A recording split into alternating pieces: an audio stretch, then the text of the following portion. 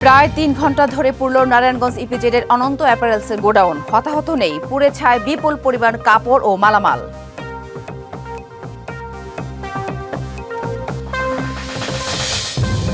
সামান্য বৃষ্টিতে তলিয়ে যায় বন্দরনগরী চট্টগ্রাম। মেগা প্রকল্প নিয়ে দ্বন্দ্বে সিডিএ ও চসিক। দুই অভিভাবক সংস্থার সমন্বয়হীনতার খেসারতে বাসিন্দারা।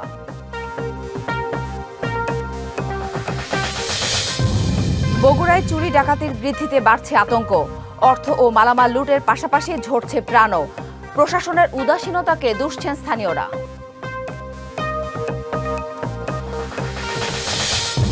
এবং সুন্দরবন প্রবেশের ৩ মাসের নিষেধাজ্ঞায় বিপাকে মোংলার প্রায় ১০,০০০ পরিবার। কাজ না থাকায় কাটছে মানবেতর জীবন, সরকারি সহায়তা না পাওয়ার অভিযোগ। দেখছিলেন মার্কেন্টাইল ব্যাংক ডিবিসি সারা বাংলা শিরোনাম। এবার জানাবো খবরের বিস্তারিত। আর আপনাদের সাথে আছি আমি জান্নাত সাথী। নারায়ণগঞ্জে আদমজি ইপিজেডের ভেতরে অনন্ত অ্যাপারেলসের কাপড়ের গোডাউনে লাগা আগুন নিয়ন্ত্রণে এসেছে। প্রায় ৩ ঘণ্টা পর ফায়ার সার্ভিসের ৯ ইউনিটের চেষ্টায় আগুন নিয়ন্ত্রণে আসে। আগুনে কোনো হতাহত না থাকলেও পুড়ে গেছে গোডাউনের বিপুল পরিমাণ কাপড় ও মালামাল। তবে সঠিক ক্ষতির পরিমাণ এখনও জানা যায়নি।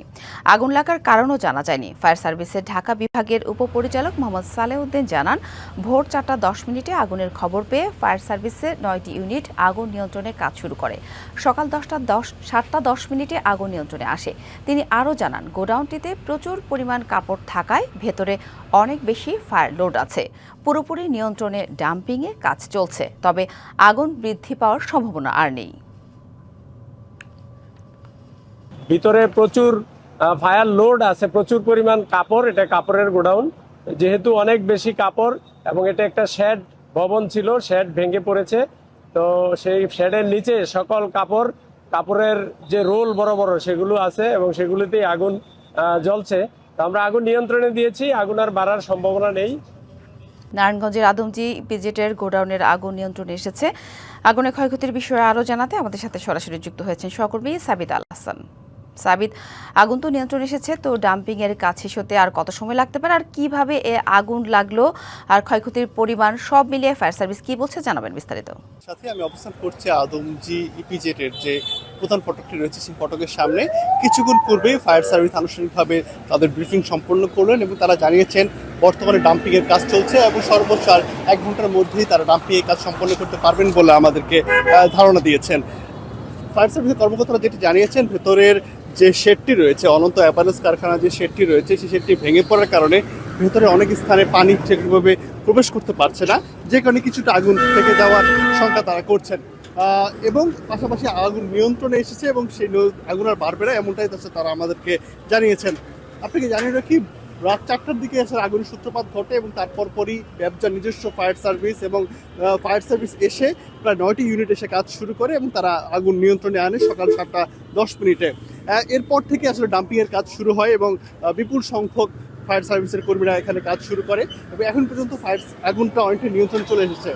অনন্ত অ্যাপারেলসের কর্তৃপক্ষের সাথে যোগাযোগ করলেও তো কথা পাওয়া যায়নি, তবে এখানকার যারা শ্রমিক রয়েছেন তারা যেটি জানিয়েছেন, ক্ষয়ক্ষতির পরিমাণ আসলে অনেক। কোনো ধরনের হতাহত ঘটনা না ঘটলেও সেই কারখানার যে কাপড়ের গোডাউন রয়েছে সেখানে বিপুল পরিমাণ রোল ছিল, সেই রোলগুলো পুড়ে গেছে পুরোপুরি এবং পাশাপাশি সেই যে শেডটি ছিল সেটি ভেঙে পড়ার কারণে আসলে কোনো কিছুই আসলে গোডাউনে কোনো কিছু আসলে অবশিষ্ট নেই। ফলে বিপুল পরিমাণ ক্ষয়ক্ষতির সংখ্যা আসলে তারা করছেন এবং বলছেন যে দীর্ঘক্ষণ যাবৎ আগুন জ্বললেও আসলে সময় মতো ফায়ার সার্ভিস না আসার অভিযোগও আসলে তারা করছেন। তবে সব মিলিয়ে ফায়ার সার্ভিস বলছেন যে আগুন পরিস্থিতি নিয়ন্ত্রণে রয়েছে, আগুন ছড়িয়ে পড়েনি এবং সেই বিষয়ে তারা আসলে কাজ করেছেন। এখন পর্যন্ত ক্ষয়ক্ষতির পরিমাণ আনুষ্ঠানিকভাবে তারা বলতে পারেনি এবং কীভাবে সূত্রপাত হলো সেটাও আসলে তারা স্পেসিফিকভাবে বলতে পারেনি। জানিয়েছেন যে তদন্তের পরে এই বিষয়গুলো খোলাসা করবেন। তো এই ছিল নারায়ণগঞ্জের আদমজি ইপিজেড এলাকা থেকে আগুনের সর্বশেষ তথ্য। সাথে ধন্যবাদ সাবিত। সামান্য বৃষ্টিতেই হাঁটু থেকে কোমর পানিতে তলিয়ে যায় বন্দরনগরী চট্টগ্রামের কাতালগঞ্জ, গোলকবহর, বাদুরতলা ও পাঁচলাইশ আবাসিক এলাকা। সীমাহীন ভোগান্তিতে পড়তে হয় এসব এলাকার বাসিন্দাদের। হিজরা খাল দখল, প্রকল্পের কাজের ধীর গতিকে জলাবদ্ধতার জন্য দুষছেন তারা। এদিকে প্রকল্প পরিচালক বলছেন, খাল সংস্কারের কাজ শেষ হলে তবে জলাবদ্ধতা থেকে মুক্তি মিলবে। চট্টগ্রাম সিটি কর্পোরেশনের ৮ নম্বর শোলকবহর ওয়ার্ডের কাতালগঞ্জ, শোলকবহর, বাদুরতলা ও পাঁচলাইশ আবাসিক এলাকা। চট্টগ্রামে হালকা বা ভারী যতটুকুই বৃষ্টি হোক, হাঁটু থেকে কোমর পানিতে তলিয়ে যাওয়ায় এসব এলাকার নিত্যচিত্র। জলাবদ্ধতার সময় ৫ আবাসিকের স্কুল, হাসপাতাল, ব্যবসা প্রতিষ্ঠান, মসজিদ, বিহার, ভাগার সব যেন মিলেমিশে একাকার। দুর্ভোগের শেষ থাকে না এলাকাবাসীর। সামান্য বৃষ্টি হলেই এখানে দেখা যায় হাঁটু বুক পরিমাণ পর্যন্ত পানি হয়ে যায়। গাড়ি যা আছে এগুলো রাস্তা চলাচল থেকে শুরু করে মানুষ চলাচল পর্যন্ত প্রায় বন্ধ হয়ে যায়।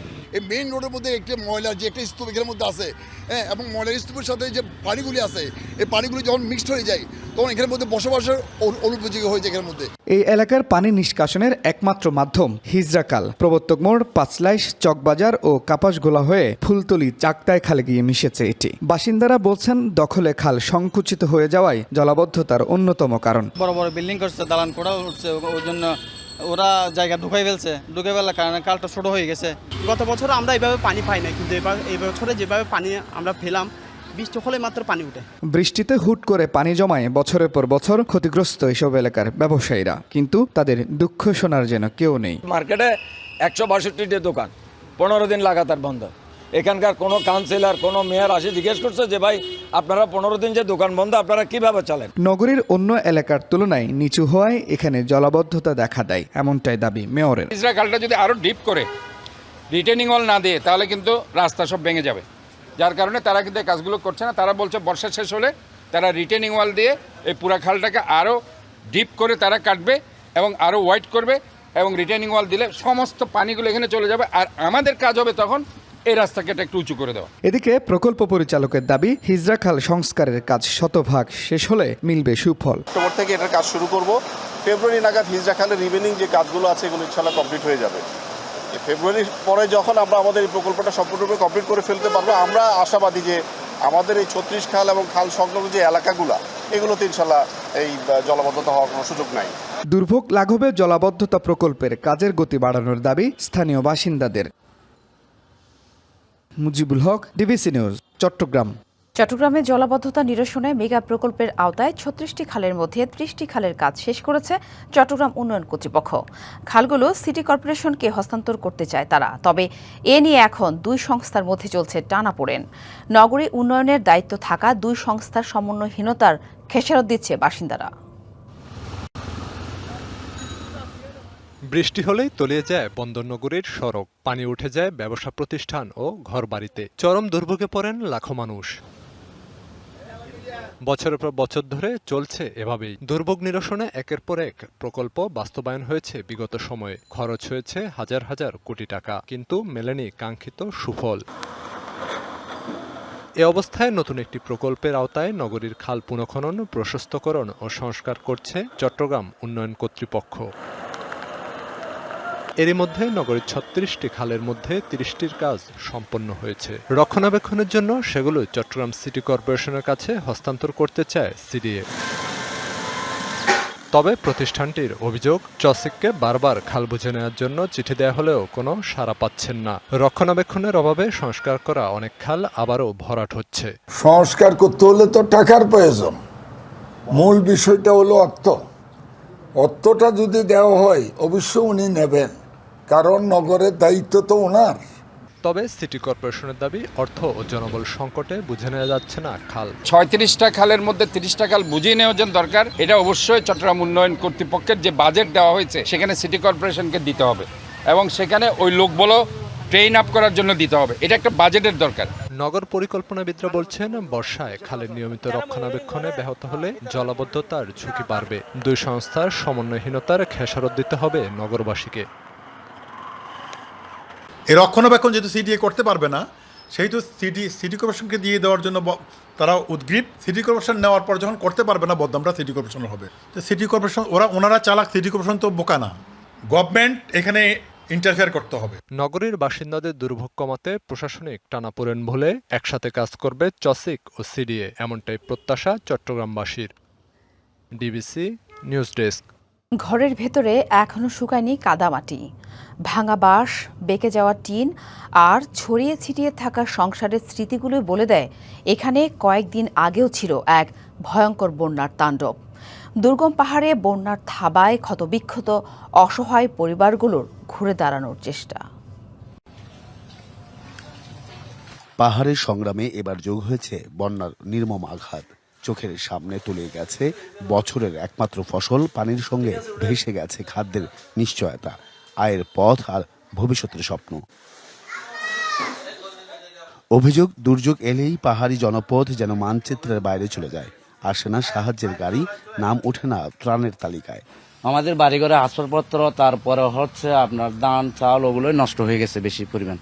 এটা আমরা যে পরিবেশে আছি এখন পরিবেশ থাকার মতো জায়গা না।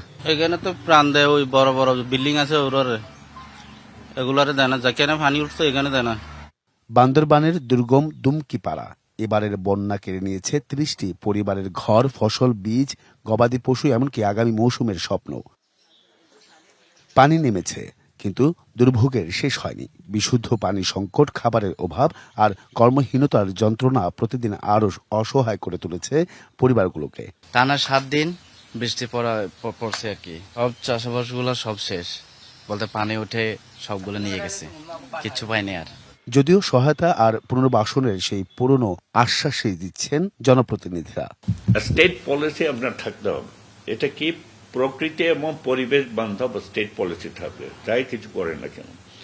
এটা হলে কি হবে, পাহাড়ের মধ্যে আপনার গাছপালা লাগলে রেইনফলটা সরাসরি না পড়তে, আর পাহাড় কাটলে যদি পারমিশন সাপেক্ষ, পরিবেশ সাপেক্ষ আপনাকে পারমিশন নিয়ে কাটতে হবে। যত্রতত্র কাটলেই যে কয়েকটা জায়গা ওখানে বেশ সারাউন্ডিং কতগুলো ঘর কিন্তু সরাই দিতে হবে, নতুবা আবারও দেখবেন যে পট করে যে কোনো সময় সরে যেতে পারে।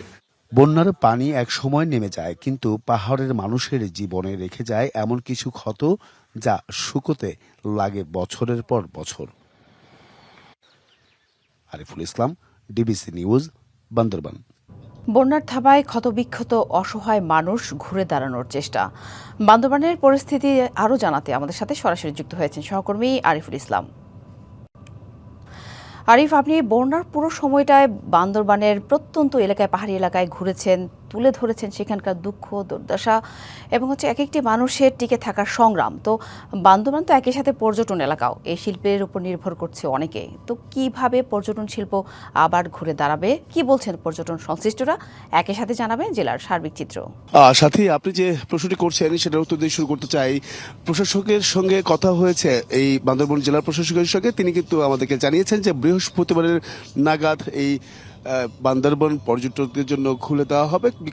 আমি যেটা দেখেছি যে পুরো বান্দরবান শহর জুড়ে যে জলাবদ্ধতা ছিল কিংবা পানি নেমে যাওয়ায়, সেই পানি নেমে যাওয়ায় কিন্তু একটি বলা যায় যে শুভ সংবাদ এটা, যে বান্দরবানের যে আবার পর্যটকরা ভিড় করবে সেটা হয়তো বা বৃহস্পতিবারের মধ্যে সেটা উন্মুক্ত করে দেওয়া হবে। এবং পাশাপাশি আমরা বান্দরবানের কোনো রাস্তাতে এখন পানি দেখছি না বা পানি দেখি নাই, এবং কি পর্যটকরা আমরা গতকালকে দেখেছি কিছু কিছু পর্যটক তারাও কিন্তু আসছেন। আর একটি বিষয় জানিয়ে রাখি যে প্রশাসকের তথ্য মতে এখন পর্যন্ত বান্দরবান এবং কি রাঙ্গামাটির যে সংযোগ একটি সেতু আছে সেটা ভেঙে যাওয়াতে এখন পর্যন্ত কিন্তু স্বাভাবিক হয়নি রাঙ্গামাটি এবং কি এই বান্দরবানের যে পথ সেটা কিন্তু খুলে দেওয়া হয়নি। তবে তারা আশা করছেন, চেষ্টা করছেন যাতে দ্রুত সময়ের মধ্যে রাঙ্গামাটি এবং কি বান্দরবানের যে সংযোগ সেতুটা আছে সেটা নির্মাণের কাজ করছেন তারা, এবং কি তারা বলছেন যে খুব দ্রুত সময়ের মধ্যে এটা মুক্ত করতে হবে। এছাড়াও আরেকটি বিষয় জানিয়ে রাখি যে এখানকার যারা পর্যটক, যারা ব্যবসায়ী রয়েছেন, হোটেল ব্যবসায়ী যারা রয়েছেন, তারা কিন্তু গতকালকে বলেছেন, আজকেও আমার সঙ্গে সকালবেলা অনেকের সাথে কথা হয়েছে, তারা কিন্তু বলছেন যে এই 7-8 দিন যে ক্ষতি হয়েছে তাদের, সেটা আসলে পুষে উঠতে কিছুটা হলেও বেগ পেতে হবে। তাই তারাও দাবি করছে যে দ্রুত সময়ের মধ্যে যাতে করে পর্যটকরা বান্দরবানে আসে সেই বিষয়টা নিশ্চিত করা, নিরাপত্তা নিশ্চিত করা। এছাড়াও প্রশাসকের পক্ষ থেকেও কিন্তু এই বিষয়টা নিশ্চিতই করেছেন বলা যায়, যে বৃহস্পতির মধ্যে আবারও খুলে দেওয়া হচ্ছে বান্দরবানের সকল যে স্পটগুলো রয়েছে দর্শনার্থীদের জন্য, সেগুলো আসলে উন্মুক্ত করে দেওয়া হবে। এর পাশাপাশি যদি আমি একটু বলতে চাই যে এখন পর্যন্ত সরকারিভাবে কিন্তু এই বান্দরবানে যারা ক্ষতিগ্রস্ত হয়েছে, এই পানিবন্দী মানুষরা, তাদের জন্য কিন্তু ত্রাণ এখন বন্ধ করে দেওয়া হয়েছে, পরবর্তীতে কারণ দেওয়া হবে। কারণ এখন যারা আসলে ত্রাণ নিচ্ছে না অনেকেই, তারা সবাই ব্যস্ত আছে তাদের ঘর বাড়ি আবার নতুন করে গড়ে তোলার। তো এই ছিল সাথী এখান থেকে সবশেষ সাথী। ধন্যবাদ আরিফ। টানা কয়েকদিনের ভারী বৃষ্টিতে আশুলিয়ায় বেশ কয়েকটি এলাকায় দেখা দিয়েছে জলাবদ্ধতা। সড়ক ছাপিয়ে ঘরে ঢুকেছে পানি, বন্ধ হয়েছে রান্নাবান্না, সব মিলে মানবেতর দিন কাটছে স্থানীয়দের। বাধ্য হয়ে অনেকেই খুঁজছেন মাথা গোঁজার ঠাঁই। উপজেলা প্রশাসন বলছে, বৃষ্টি থামলে জলাবদ্ধতা নিরসনে নেওয়া হবে উদ্যোগ। গেল কয়েকদিনের বৃষ্টিতে নবীনগর চন্দ্রা মহাসড়কের পার্শ্ববর্তী আশুলিয়ার শ্রীপুরে তৈরি হয়েছে ভয়াবহ জলাবদ্ধতা। সড়ক ছাপিয়ে পানি এখন মানুষের ঘরে ঘরে। এলাকাটির প্রায় 10,000 বাসিন্দার বেশিরভাগই শিল্প শ্রমিক ও স্বল্প আয়ের। এদের অনেকেই খুঁজছেন মাথা গোঁজার ঠাঁই। বাধ্য হয়ে কেউ কেউ আসবাবপত্র সহ আশ্রয় নিয়েছেন পাশের একটি নির্মাণাধীন হাসপাতালের ভবনে। মেডিকেল এসে উঠছি, রান্না বেড়া খাইতে পারি না, সমস্যা, খুবই সমস্যা। খাটমাট সব ভিজে গেছে, কাপড় চোপড় সব ভিজে গেছে, কারণ আমরা বাধ্য হয়ে আমরা বাড়ি চলে এসেছি। নিরাপদ আশ্রয়ের পাশাপাশি আছে খাবারের সংকটও। বাসিন্দারা জানান, এই অঞ্চলের জলাবদ্ধতার সংকট দীর্ঘদিনের। তবে এবারের ভারী বর্ষণে ঘরে পানি প্রবেশ করায় ভোগান্তি চরমে। ঘরে ঢুকতে পারি না, ঘরে পানি বা রান্না যা খামো এই ক্ষমতাটা এখানে নাই। সব জিনিসপত্র উপরে উঠাই দিছি, কিছু নষ্ট হয়েছে, আবার ওই দোকান তো বন্ধ 8 দিন যাবত। পানি যাওয়ার কোনো ব্যবস্থা নেই। আছে চিকন, ওই পানি চিকন যায় প্রতি বছর এটা যেতে পারে না। শ্রীপুরের মতো বৃষ্টিতে জলাবদ্ধতা সৃষ্টি হয়েছে আশুলিয়ার জামগড়া ও ধামসোনা ইউনিয়নের বিভিন্ন এলাকাতেও। এছাড়া বাইপাইল এলাকায় ব্যস্ততম নবীনগর চন্দ্র সড়কের প্রায় 1 কিলোমিটার অংশ যেন পরিণত হয়েছে মৃত্যু ফাঁদে। পানিতে ডুবে থাকা ভাঙা সড়কে প্রায়ই ঘটছে দুর্ঘটনা। এক্সপ্রেসওয়ের কাজ চলমান রয়েছে, যে কারণে আমাদের পানি নিষ্কাশনে বা ড্রেনেজ সিস্টেমে আমাদের একটু প্রবলেম হচ্ছে। এমার্জেন্সি পানি নামার জন্য যে ব্যবস্থা রয়েছে সেগুলো আমরা উপজেলা প্রশাসনের পক্ষ থেকে ইতিমধ্যেই করে দিয়েছি। বৃষ্টি আমাদের দেখিয়ে দিয়েছে যে কোন কোন জায়গায় কাজ করা দরকার। জলাবদ্ধতা নিরসনে দ্রুত কার্যকর ব্যবস্থা নিশ্চিতের পাশাপাশি স্থায়ী সমাধানের দাবি এলাকাবাসীর। DBC news desk. সাভারে বৃষ্টিতে বেড়েছে জলাবদ্ধতা, ভোগান্তিতে পড়েছেন সাধারণ মানুষ। এ নিয়ে বিস্তারিত জানাতে সেখান থেকে যুক্ত হয়েছেন সহকর্মী শফি মাহমুদ। শফি, সাভারের এই জলাবদ্ধতার ভোগান্তি তো দীর্ঘদিনের, প্রতি বর্ষায় এমন চিত্র আমরা দেখি। তো আসলে স্থায়ী সমাধান কি বলছেন স্থানীয়রা, এ ব্যাপারে প্রশাসনিক বা কি বলছে, জানাবেন বিস্তারিত। মূলত এই যে সাভার অঞ্চল, এটি সেই শিল্পাঞ্চলে আসলে মূল সমস্যা হচ্ছে অপরিকল্পিত নগরায়ন। এখানে পর্যাপ্ত ড্রেনেজ ব্যবস্থা না থাকার কারণে কিন্তু প্রতিনিয়ত এই জলাবদ্ধতা বলা যায় প্রতি বছরই হয়। কিছু কিছু অঞ্চল আছে যেখানে এই জলাবদ্ধতার সমস্যা কিন্তু দেখা যায় বছরে প্রায় 6 মাসেরও বেশি সময় ধরে থাকে। এর মধ্যে একটু বলে রাখি, আমি এখন যে স্থানটিতে আছি এটি একদম ঢাকা টাঙ্গাইল মহাসড়কের যে অংশ, নবীনগর চন্দ্রা মহাসড়কের ঘেঁষাই অঞ্চলটি। দেখতেই পাচ্ছেন যে এখানে আসলে মহাসড়ক থেকে এই এলাকাটিতে ঢোকার যে সড়কটি, এটি পুরোটাই কিন্তু পানিতে ডুবে গেছে। এমনকি এখানে সামনেই যে আড়ত, মাঠ এবং বাজার যেগুলি ছিল সবকিছুই কিন্তু এখন পানির নিচে। বাধ্য হয়ে সবাইকে কিন্তু এখন হয় মহাসড়কে অথবা পার্শ্ববর্তী উঁচু কোনো স্থানে তাদেরকে আশ্রয় নিতে হয়েছে। এবং এই সংকটগুলি নিয়ে আমরা যখন উপজেলা প্রশাসনের সাথে কথা বলি, তারা কিন্তু আমাদেরকে বরাবরই আসলে আশ্বাস দিয়ে আসেন যে এই জলাবদ্ধতা দূর করতে তারা ব্যবস্থা নেবে। একটু এই অঞ্চলে যারা বাসিন্দা আছে তাদের সাথে একটু কথা বলি। এই যে আপনাদের এই সংকট, এটি তো দীর্ঘদিন, এটি কেন হচ্ছে না? প্রায় 5 বছর যাবত এই সংকটটা দেখা দিচ্ছে। আমি দীর্ঘদিন এখানে ব্যবসা করি, আমার এখানে একটা ব্যবসার দোকান আছে। কারণ দেখেন, এই বৃষ্টি হইলেই এই এলাকায় এই রাস্তাটা ঢালাই রাস্তা, কিন্তু পাকা পানিতে তলিয়ে যায়। এই এলাকায় হাজার হাজার মানুষ বসবাস করে। যে এরিয়াটার মধ্যে পানি হয়েছে, প্রায় এখানে 1-1.5 হাজার বাড়িঘর আছে, 4-5 হাজার লোক এখানে বসবাস। কারণ প্রত্যেকটা দোকান, প্রত্যেকটা বাসা বাড়ি, গার্মেন্টসে যারা চাকরি করে, মানুষ কর্মজীবী, রাত্রে এসে ঘুমাইবো, সকালবেলায় বাসায় ডিউটিতে গেছে, রাত্রে এসে দেখে তাদের খেতা বালিশ, চাউল ডাউল সমস্ত জিনিস পানি উঠে নষ্ট হয়ে গেছে। এই পানিটা 2 ঘন্টায় তলিয়ে গেছে এই এলাকাটা, 2 ঘন্টায়। কারণ পানি যাওয়ার নিষ্কাশন নাই। কারণ আগে ছিল, আগে এখানে আমি যখন দোকান করছি 2015 সালে, তখন এইখানে পানি বাজে নাই। কিন্তু এখন বিগত অপোজিটে একটা মার্কেট হয়েছে, দারুল হাসান বিশ্ববিদ্যালয়। ধন্যবাদ আপনাকে। শুনছিলেন যে আসলে এখানে মূল সমস্যা যেটি পানি নামার সংকট, সেই সংকটটি যদি নিরসন করা না যায়, সেখানে কিন্তু আসলে এই সমস্যা, পানির যে জলাবদ্ধতা সমস্যা, সেটি ভোগান্তি প্রতিনিয়তই পোহাতে হবে। সাথে ধন্যবাদ শফি। বগুড়ার প্রত্যন্ত গ্রাম থেকে শহর সবখানে বেড়েছে চুরি ডাকাতি। নগদ টাকা, স্বর্ণালংকার সহ মালামাল লুট করে নিচ্ছে দুর্বৃত্তরা। তাদের হাতে প্রাণও ঝরেছে এক ব্যবসায়ের। এমন পরিস্থিতিতে প্রশাসনের উদাসীনতাকেই দায়ী করছেন স্থানীয়রা, আর মাদকের বিস্তারকে দুষছেন জনপ্রতিনিধি ও সচেতন মহল। বগুড়ার শিবগঞ্জ উপজেলার আটমূল ইউনিয়নের ফেনী গ্রাম। শহর থেকে প্রায় ৩০ কিলোমিটার দূরের এই গ্রামেরই একটি রাইস মিলে গত ৫ই জুলাই গভীর রাতে হানা দেয় দুর্বৃত্তরা। মিলের মালিক ৭০ বছর বয়সী মোহাম্মদ আলীর হাত পা বেঁধে হত্যা করে এবং লুট করে ৩টি বিদ্যুতের ট্রান্সফরমার। পরিবারের অভিযোগ, চোর চক্রের সদস্যরা বৈদ্যুতিক মিটার চুরি করে টাকা দাবি করেছিলেন, তা না দেওয়ায় দেওয়া হচ্ছিল হুমকি। ফোন করে বলতেছে টাকা দাও টাকা দাও, তা আমার আব্বা বলতেছে টাকা কিসের আমি দেবো। আব্বা হয়তো ঘুমন্ত অবস্থায় ছিল, হাত পা বাঁধে তারা খুন করে ভিতরে যে মাল মিটার ছিল সব কিছু নিয়ে তারা চলে গেছে। এলাকায় কোনো গ্রামের পুলিশ আমাকে এলাকার কোনো টহল দেয় না, যদি দিত তাহলে এরকম ঘটনা আমাকে ঘটতো না। এর একদিন আগে শহরের বৃন্দাবনপাড়ার দুটি বাড়িতেও ডাকাতি হয়। এর মধ্যে একটি বাড়িতে বৃদ্ধাকে হাত পা বেঁধে নগদ অর্থ ও স্বর্ণালঙ্কার লুট করা হয়। মামলা হলেও এখনও উদ্ধার হয়নি মালামাল। কানে ছিল, হাতে, গলা এগুলো ছিল। আলমারি থেকে আরও অনেক প্রায় ৫-৬ বডির মতো গহনা নিয়ে চলে যায়। মামলা হওয়ার পরে আজকে ফোন দেয়, কালকে উনি ফোন দেয়, এই সাক্ষী দরকার, এটা দরকার, সেটা দরকার, আমাকে একের পর এক মানে বিভ্রান্তকর অবস্থা আর কি। মামলাটা করার পরে আমি তো বিচার পাওয়া দূরের কথা, আমি নিজেও হারানোর মধ্যে আছি এখন। গ্রাম থেকে মহানগর সব এলাকার বাসিন্দারাই বলছেন, রাতে কঠোর টহল ব্যবস্থা না থাকায় বেপরোয়া হয়ে উঠছে দুর্বৃত্তরা।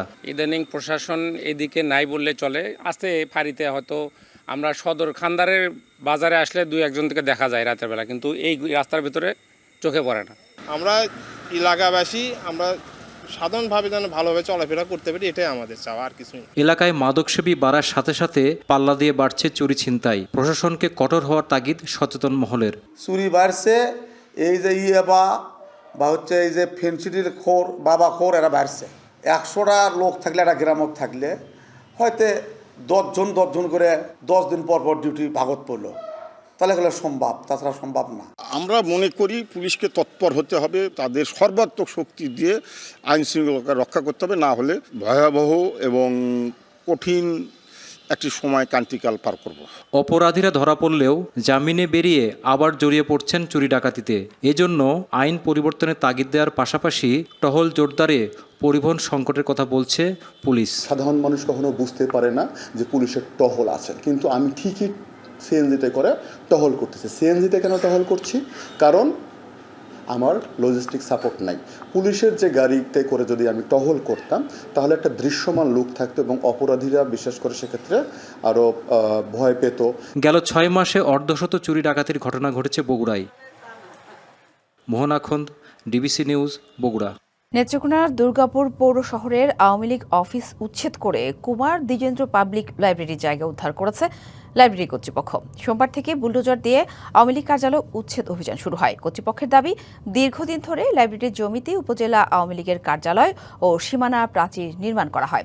এটি রাজনৈতিক পদক্ষেপ হিসেবে নয়, লাইব্রেরির দখল হওয়া জমি উদ্ধারের অংশ হিসেবে ভবন অপসারণ হচ্ছে।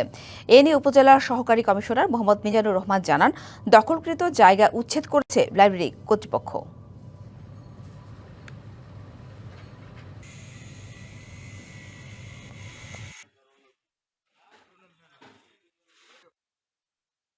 সুন্দরবনে 3 মাসের জন্য মাছ ধরায় নিষেধাজ্ঞা দিয়েছে বন বিভাগ। বনের জীববৈচিত্র্য সংরক্ষণে এই উদ্যোগ নেওয়া হলেও বিপাকে পড়েছেন বনজীবীরা। বনের ওপর নির্ভরশীল মোংলার প্রায় 10,000 পরিবার কর্মহীন হয়ে কাটাচ্ছে মানবেতর জীবন। সরকারি প্রণোদনা না পাওয়ার অভিযোগও তাদের।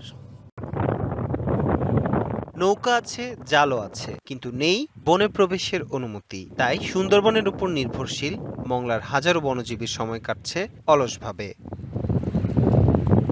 1 জুন থেকে শুরু হওয়া এই নিষেধাজ্ঞা চলবে 3 মাস। 2020 সন থেকে কিন্তু সরকার কনসিডার করেছে, বিভিন্ন সায়েন্টিফিক কমিটি, গবেষক তাদের মতামতের প্রেক্ষিতে যে সুন্দরবনে যদি জুন, জুলাই, আগস্ট মাস যদি মাছ ধরা, কাঁকড়া ধরা এগুলো বন্ধ রাখা হয়, তাহলে কিন্তু মাছ ডিম দিতে পারবে এবং সুন্দরবনে মাছের প্রাচুর্য বাড়বে। শুধু বাংলাদেশে না, বহির্বিশ্বেরও কিন্তু সব দেশে একটা সময় কিন্তু বন্ধ রাখা হয়। বনের জীববৈচিত্র্য রক্ষায় এই নিষেধাজ্ঞা আশীর্বাদ হলেও বনজীবীদের জন্য আসে অভিশাপ হয়েই। বনে প্রবেশ করতে না পারায় মোংলা এলাকার প্রায় 10,000 বনজীবী এ সময়ে হয়ে পড়েন বেকার। বিকল্প কাজ না থাকায় পরিবার নিয়ে জীবন কাটে খেয়ে না খেয়ে। যদিও এই সময়ে সরকারিভাবে খাদ্য সহায়তা দেওয়ার কথা, তবে মাস পেরুলেও তা না পাওয়ার অভিযোগ অনেকের। বন্ধর পরে কোনো চাল ডাল, কোনো সরকারি কোনো অনুদান পাইনি আমরা। সরকারের কাছে আমাদের দাবি থাকে, এই বন্ধের সময় আমরা এইটুখানি দাবি রাখি যে আমাদের জন্য কিছু সাহায্য সম্মতি করে। বয়স 65 বছর, মানে 65 পার হয়ে 66-তে পড়েছি। এত বছর আমি এই নদীর পরে নির্ভর। 3 মাসেই দিন মজুরি এটা সেটা করতে হয়। বনজীবীদের সরকারিভাবে সহায়তার জন্য ঊর্ধ্বতন কর্তৃপক্ষের কাছে তথ্য দেওয়া হয়েছে। দ্রুত তাদের সহায়তা করা হবে বলছে মৎস্য বিভাগ। নিবন্ধিত এবং অনিবন্ধিত সবকিছু মিলে প্রায় 10,000 মতো জেলে আছে, যারা আমাদের সুন্দরবন সংলগ্ন নদী এবং সামুদ্রিক এরিয়াতে মৎস্য আহরণের সাথে জড়িত আছে। ক্রাইটেরিয়ার বেসিসে আমরা মূলত তালিকা প্রণয়ন করে আমরা চাউল দেওয়ার ব্যবস্থা করব। সুন্দরবনের জীববৈচিত্র্য রক্ষায় এই নিষেধাজ্ঞা গুরুত্বপূর্ণ হলেও বিপাকে পড়েন বনজীবীরা। তাই নিষেধাজ্ঞার সময়ে সরকারি সহায়তা ও বিকল্প কর্মসংস্থান নিশ্চিতের তাগিদ স্থানীয়দের। DBC news desk. বরিশাল নগরীর ব্যস্ততম সড়কগুলোর পাশে মরণ ফাঁদ হয়ে ঝুলছে ইন্টারনেট ও ডিশ লাইনের তারের জঞ্জাল। বর্ষা মৌসুমে বিদ্যুতের খুঁটিতে ঝুলে থাকা এসব তার পথচারী ও শিক্ষার্থীদের জন্য চরম ঝুঁকির কারণ হয়ে দাঁড়িয়েছে। যদিও সিটি কর্পোরেশন দ্রুতই ব্যবস্থা নেওয়ার কথা বলছে। বরিশাল নগরীর প্রায় প্রতিটি মোড়ই এমন ঝুঁকিপূর্ণ দৃশ্য। খুঁটিগুলোতে মাকড়সার জালের মতো পেঁচিয়ে আছে ইন্টারনেট, ডিশ ও বিদ্যুতের তারের জঞ্জাল। ভরা বর্ষায় সামান্য বাতাস বা বৃষ্টিতে এসব তারে দেখা দেয় শর্ট সার্কিট। অনেক জায়গায় তার ছিঁড়ে পড়ে থাকে জলমগ্ন রাস্তায়। প্রতিদিন চরম আতঙ্ক নিয়ে এই পথে যাতায়াত করতে হয় শিক্ষার্থী ও পথচারীদের। খাম্বার সাথে বিভিন্ন বিদ্যুতের তারের সাথে অন্যান্য কেবলের তার জুড়ে থাকে, সেক্ষেত্রে যদি কোনো দুর্ঘটনা ঘটে আসলে সেই দুর্ঘটনার দায় কে নেবে? এই তারগুলো আপনার যদি সরাই যায় তাহলে ভালো হয়। তারগুলো একবার কারেন্টে আগুন লাগিয়ে সব পড়ে গেছিল। এই যে তারগুলো মাটিতে পড়ে আছে, এতে মানুষের প্রাণঘাতী হতে পারে। এই যে তারগুলো রয়েছে এই কারণে বরিশালটা অগোছালো মনে হচ্ছে। সিটি কর্পোরেশন এবং এছাড়াও যারা রয়েছে তারা যেন এই বিষয়টা দৃষ্টি আকর্ষণ করছে। বছরের পর বছর ধরে এই অব্যবস্থাপনা শুধু শহরের সৌন্দর্যই নষ্ট করছে না, বরং নগরবাসীকে ঠেলে দিচ্ছে বড় দুর্ঘটনার দিকে। এগুলি এমন এলোমেলো যে কোনো সময় যে বহু ধরনের দুর্ঘটনা ঘটে এবং ইতিপূর্বে বেশ কয়েকটা দুর্ঘটনা ঘটেছে এবং এটার উপরে একটি নিয়ন্ত্রণ আনতে হবে। ডিজিটাল বা স্মার্ট সিটির কথা বলা হলেও বরিশালে তারের ব্যবস্থাপনা হযবরল। বিদ্যুৎ বিভাগ, ইন্টারনেট ও ডিশ অপারেটরদের সাথে আলোচনার ভিত্তিতে দ্রুত ব্যবস্থা নেওয়ার আশ্বাস সিটি কর্পোরেশনের। বিদ্যুতের তার যেখানে সেখানে পড়ে থাকে বা ঝুলে থাকে, যে কোনো জায়গায় ছিঁড়া ফাটা থাকতে পারে, যেখানে বাচ্চারা ধরলে সাথে সাথে একটা অ্যাক্সিডেন্ট হবে। বিদ্যুৎ বিভাগের সাথে যোগাযোগ করবো এবং তাকে প্রয়োজনে আমরা নোটিশ করব। দুর্ঘটনার পর টনক নড়ার চেয়ে এই ঝুঁকি এড়াতে দ্রুত এবং দৃশ্যমান পদক্ষেপ চায় বরিশালবাসী। Ziad Mahmud, DBC news, Barisal. নাটোরের নলডাঙ্গার হালতিবিলের পাটুল এলাকায় পোনা মাছ নিধন রোধে ভ্রাম্যমাণ আদালতের অভিযান চালিয়ে 2 মামলায় 75,000 টাকা জরিমানা করেছে। মঙ্গলবার সন্ধ্যা থেকে রাত 12টা পর্যন্ত পরিচালিত অভিযানে প্রায় 900 ফুট অবৈধ বাধাই জাল জব্দ করে পুড়িয়ে ধ্বংস করা হয়। জব্দ করা হয় 4টি নৌকা। নলডাঙ্গা ইউনো আল ইমরান খানের নেতৃত্বে ও সহকারী কমিশনার মোহাম্মদ শামীম হোসেনের পরিচালনায় অভিযানে উপজেলা মৎস্য কর্মকর্তা, পুলিশ ও আনসার সদস্যরা অংশ নেন। এ সময় জব্দ করা পোনা মাছ স্থানীয় একটি এতিমখানায় বিতরণ করা হয়।